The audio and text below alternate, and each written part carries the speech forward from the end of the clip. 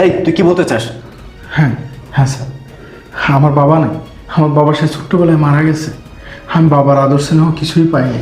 এই তুই কবে থেকে দয়ালু হয়েছিস? হ্যাঁ, তোর কথা শুনে মনে হচ্ছে তুই খুব দয়ালু হয়ে গেছিস। এই তোর বেতন কয় টাকা? তুই তো নিজেই চলতে পারিস না, তাহলে তুই এই আপদকে নিয়ে চলবি কিভাবে? হ্যাঁ স্যার পারবো স্যার, খুব ভালো চলতে পারবো স্যার। আপনার বাবারে যদি আমার কাছে দেন, অন্তত আপনার চাইতে আমার কাছে ভালো থাকবে স্যার। তুই কি বলছিস? তুই কি জানিস?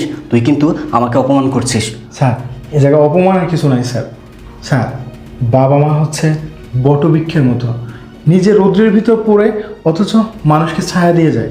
স্যার আমার তো বাবা নাই, বাবা না থাকার যে কি যন্ত্রণা সেটা একমাত্র আমিই জানি। স্যার আমি অনুরোধ করে করতেছি, আপনার বাবারে আমারে দিয়ে দেন। এই শোন, ছোট মুখে বড় কথা বলবি না। এই আপদকে তোর হাতে তুলে দিলাম, যা।